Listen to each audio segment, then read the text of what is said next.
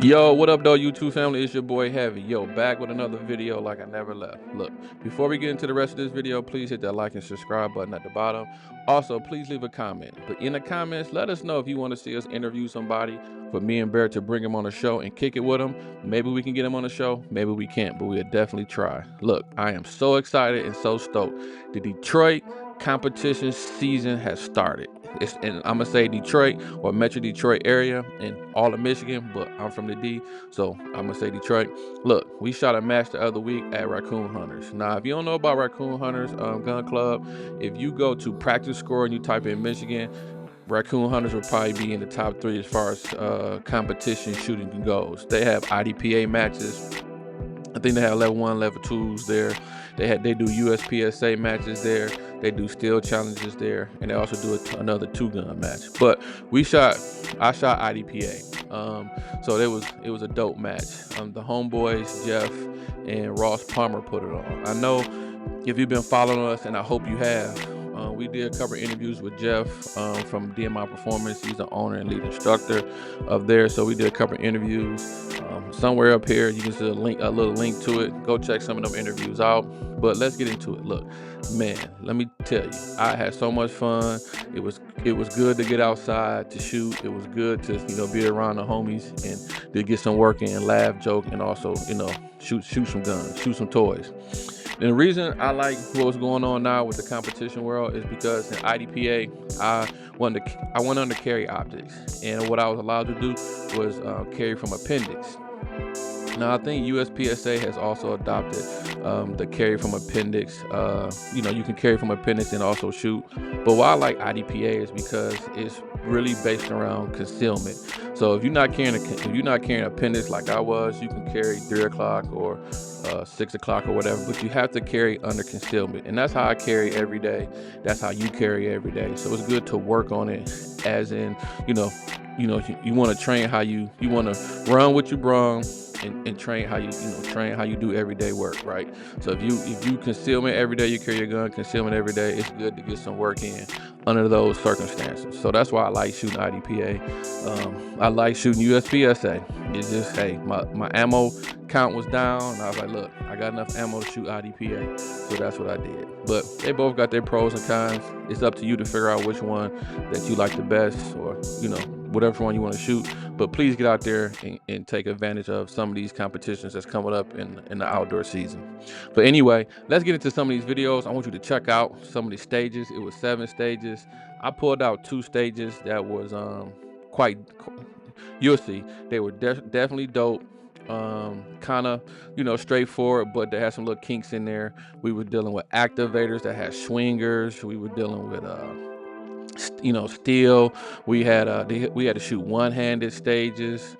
We also had to some of the stages were limited stages, meaning like it was a limited round count, and you couldn't go above that round count. But we had fun. It was definitely a dope time. So let's go check out some of this footage, and we'll get back to it.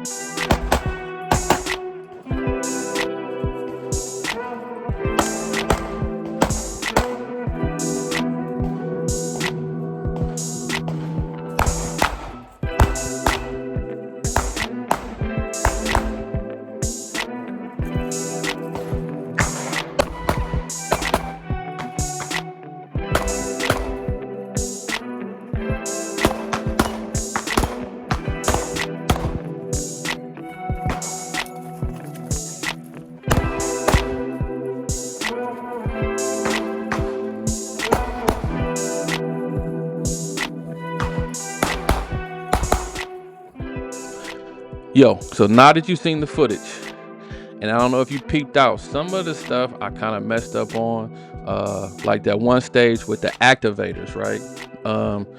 I don't know if you hear my dog coming down the steps, but the activators. So with the stage with the activator was that you had an activator on the right for the swinger on your left, and then you had an activator on the left for the swinger on the right. And when you see this, my hands are opposite, but whatever. So you had the activators, so they activated the swingers, but then you had a target that in the middle that you started at, and you shot the targets under that little bitty window, and then you had to move right or move left. I went right, activated the swinger on the left on my way back, but lo and behold, on my way back to the right, I activated the swinger and I walked past it. I ran past it. I had to go back and fix it. But you know, there and again, like I said, it takes some time to figure out how it works. What's real funny is once you shoot a stage and then you see somebody else shoot it, you be like, dang man, I should have shot it like that. So that's a good thing when you're in the lineup. Sometimes you're in the middle, that other people before you can shoot a stage and you can see how they did it, and then you can kind of make your tweaks to that stage or to that situation, and then run it how you run it. But you get some data from them while you watch them shoot it. The next stage, one of the other stages on there was the stage with the steel in front. Now, it's weird when you got targets in front of you and you got targets to the right of you, you always usually shoot the targets that's way in front of you, because some mentally just say, shoot those targets. I see them, I gotta shoot them. But this stage, you had to put the firearm on the table, empty, closed. You had to put the mag on the table, and on the sound of the buzzer, you had to put them together, rack it, and go to work. Me, I did a couple things wrong in that stage. I don't know if you caught it. One, I put the gun on the table with the mag on the table, but I picked the gun up with my left hand, put it in my right hand, grabbed the mag with my left hand, slapped it in there, and then went to work, right? That was I should have did a different way. I kind of lost some time there. But also what I did was, after I shot it, after I got my gun firearm together, I shot the targets in front of me, the two white steel targets. I shouldn't have done that. I should have shot the targets to my right. Those targets on my right, which are probably gonna be left when you see it, but you dig what I'm saying. I should have shot those first because those were my immediate threat. Then after I shot those, I should have transitioned to the steel targets that were in front of me, then got up and finished the rest of the stage. But me doing that, I didn't do that. And another thing with that stage, that was the last stage of the day, but that was my first stage to run first. So I was the person that did the mess up, and so everybody can see what not to do. I was that guy. But I should have known better, just being skilled or understanding that my targets to my far right, even though they were outside of that tunnel vision, my targets to my right were the immediate threat because they were the closest. And then the ones that were down range at distance with steels were my second threat.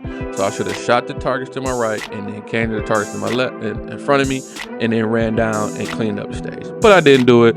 Although I did good on the stage, I got a bunch of zeros because IDPA, you get ones and zeros in time. But I did get some tactical order penalties, and I think we're like 3 seconds. In the axe match, those weigh heavy, but in IDPA, look, those is a little bit different. And then the other stage, I think I was on there. I'm gonna show you. This stage was, you had 3 targets to the left, and then you had 2 targets. No, you had 3 targets to the left, and then you had 2, 4, 6. I think it was 2 targets in front of you. But this was the one-handed stage, and why I liked this stage because the targets to the left, the 3 targets to the left, you had to shoot one-handed, and then the targets that was left in front of you, you could shoot freestyle, they call it. But you had to engage the one to the left of me, one-handed. So me being appendix carry, I had to draw from appendix, pull out, and also shoot them targets to the left. So I was very happy with myself. I cleaned them up, and then went freestyle and cleaned the rest up. It was a reload in there, so I reloaded them and cleaned that up. That was a cool stage. Very straightforward, but just until you're not a good one-handed shooter. But anyways, that was a dope stage. Like I said, it was some other stages there, but I just picked those 2 out. There was another stage, I think it was stage 4, the window stage. And the window stage was, you had to push the window down and then shoot the targets back there, and I call it the window stage. Shoot the target, push it down, shoot the targets back there, move to the right, and then ghetto blast the other window with your firearm and shoot the targets behind there. So I ghetto blasted with the M&P. It didn't go out of battery. I didn't have it messed up or misfire or nothing because I had an M&P, right? Smith & Wesson, you know what it does. So that was a fun stage, man. But then it was one stage in the back that was also a limited stage, and I didn't show that or have video of that. I think the homeboy Jeff shot it. It was definitely a dope stage. It was a limited ammo. You had 5 targets. You had 2 targets to the left, 2 to the right. You had the transition between 2, and then the next follow-up shots were 2 shots to the head to the targets. Now that was a little difficult. I kept dropping a couple shots, but all in all, it was a great match. Had a bunch of fun. I can't wait for the next match. I'm, back home cleaning up some skills, cleaning up some errors, so I can get back at it again. Like I said, please hit that like and subscribe button, man. Please follow us. Share this. Look, if you ever want to go shoot with us or catch a match with us, like I said, go on Practice Score or just DM me at Heavy Metal Lifestyle 223 on Instagram, or like I said, like and subscribe to the channel. Hit the Pop Culture 223 podcast up on Instagram and on YouTube, and just comment like, hey, where y'all shoot at? How do I get involved? Whatever. I'm gonna tell you. Look, go to practicescore.com, look up a level 1 match and a 10. But if you got any questions, leave it in the comments. Somebody might be looking at the comments, and then they also comment and tell you where, how you get involved, how you get started. But look, I would definitely tell you, let you know, look, how you get involved, how you get started. There's a couple of links and videos that I have done in the previous time. I might connect to here that told you how you get started in my journey into competition world, into training. But like I said, I wanted this to be short and sweet. I had fun, had a great time. I wanted to share the journey with you. I wanted to, show you some of the issues that I had and also some of the fun I had. So hopefully this can help somebody, because I know it helped me when I watch other people do stuff and, figure out things. So look, that's it. I'm gonna keep it nice and sweet.